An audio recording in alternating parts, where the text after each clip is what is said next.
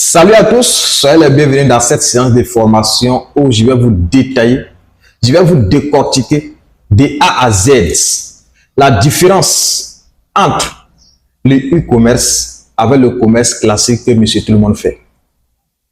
Je vais vous montrer les avantages du e-commerce comparativement au commerce classique que monsieur tout le monde fait. Et à la fin de compte, vous allez faire un choix. OK? Et cette formation, c'est une formation qui est conçue. C'est une formation qui est conçue. Ça veut dire de façon professionnelle. C'est une formation que vous n'allez trouver nulle part ailleurs. C'est-à-dire c'est une formation de taille. C'est une formation, même les experts me contactent tous. Donc, si tu tombes sur cette vidéo, prends le temps de suivre jusqu'à la fin. Car cette formation va te sauver la vie. OK? Donc, nous allons aller sur des proportions. Vous savez, quand on parle du commerce, c'est quoi? Il y a une entreprise qui est là, qui fabrique ses produits. Et nous, les clients, qui sommes les consommateurs, nous sommes là. Mais avant que le produit n'arrive chez nous, les clients, qui sommes les consommateurs, il y a toute une chaîne de distribution qui est là. Il y a tous les intermédiaires qui sont là avant que ça arrive chez le client final. Donc, on va aller étape par étape. Donc, on prend une entreprise qui est là, qui fabrique ses produits. OK? Donc, on va dire quoi? On va prendre le commerce classique. Quand l'entreprise fabrique, par exemple, un produit, on va aller en termes de pourcentage. On suppose que l'entreprise a fabriqué le produit et le produit coûte 100 francs à l'entreprise. Combien ce produit va coûter jusqu'au client final, c'est-à-dire jusqu'au consommateur, nous les clients. Le produit qui est fabriqué à 100 francs à l'entreprise, combien nous les clients, on va acheter ce produit au marché public? Donc, on suppose que le produit est fabriqué à 100 francs. Quand le produit est fabriqué à 100 francs, il y a des gens qu'on appelle les transporteurs, les logistiques. Les gens qui vont à Dubaï, qui vont en Chine, qui vont en Inde et importent ces produits par des bateaux ou soit par des avions en grande quantité. Donc, quand ces personnes vont aller importer ces produits, ils vont ajouter une marge bénéficiaire de 50%. OK?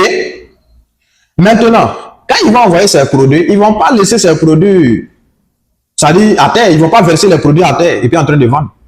Ils vont prendre ce qu'on appelle des entrepôts. Et ils vont stocker ces produits-là. Et qu'est-ce qui va se passer? Les grossistes, les gens qui ont beaucoup d'argent, qui ont des millions, qu'est-ce qu'ils vont faire? Et ils vont aller prendre ces marchandises-là, ces produits-là, en gros. Et quand ils vont finir de prendre, qu'est-ce qu'ils vont faire? Ils vont ajouter aussi à l'entrepôt. J'ai oublié. L'entrepôt va les coûter aussi, parce qu'ils vont louer ces entrepôts. C'est pas pour eux.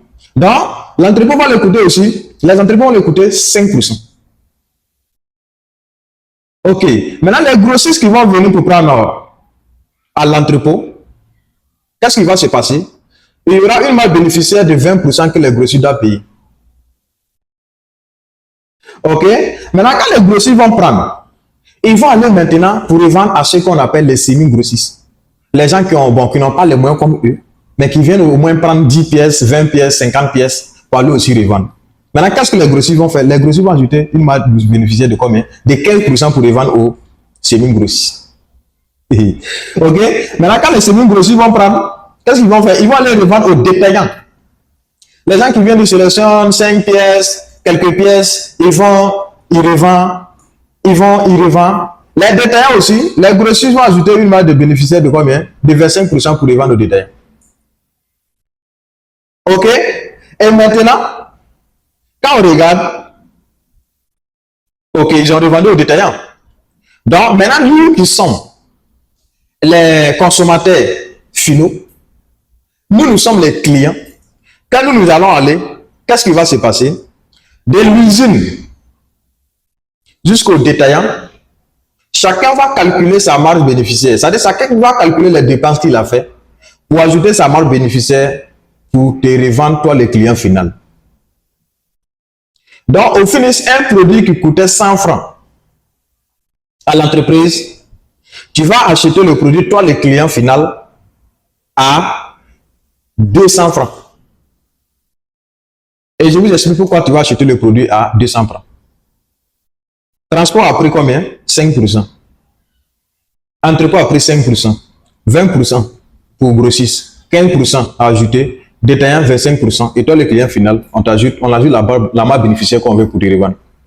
Donc, au finish, le produit qui a été fabriqué à l'usine à 100 francs, tu vas acheter le même produit sur le marché public à 200 francs, voire 300 francs, voire 400 francs, voire 500 francs en fonction de la marque bénéficiaire de chaque commerçant. Est-ce que je me fais comprendre un peu? Est-ce que je me fais comprendre? Donc, vous voyez, il y a toute une chaîne qui est là. C'est ça qui fait que quand le produit quitte de l'entreprise pour arriver sur le marché public, le produit devient cher.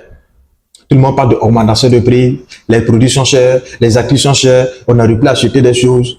Voici comment ça fonctionne. Ok? Maintenant, comparativement au e-commerce, l'usine est là.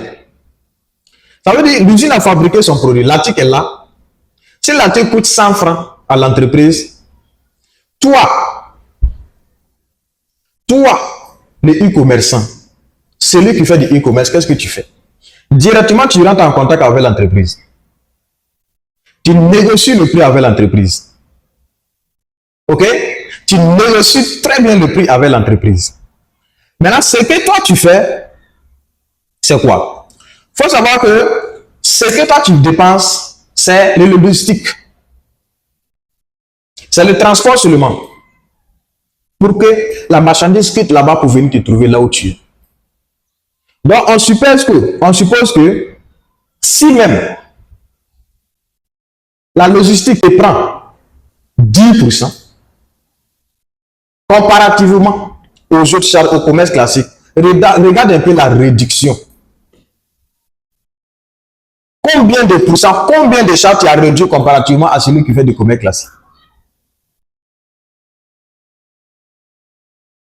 Ok? Et ce qui va te prendre, c'est quoi? Quand ton produit va venir, ta plateforme e-commerce, ce qu'on appelle les campagnes, ça va te prendre seulement 15%. Maintenant, tout le reste te revient comme bénéfice.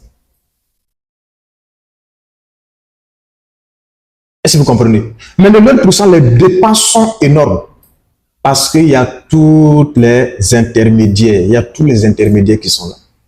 Comparativement à truc, comparativement au marché et au commerce classique, le produit qui est fabriqué à 100 francs, le client fidèle l'achète à 200 francs, voire 250, voire 300 francs.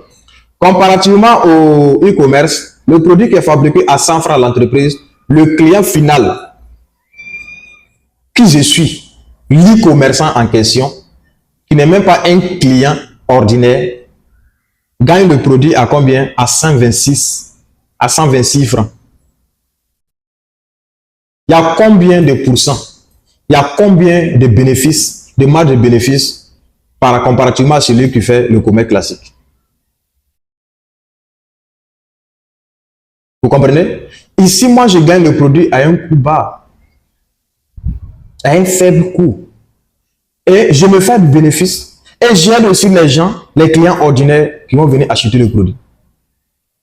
C'est ça qui fait la différence entre le e-commerce et le commerce classique. Donc, raison pour laquelle je dis, l'e-commerce est la solution.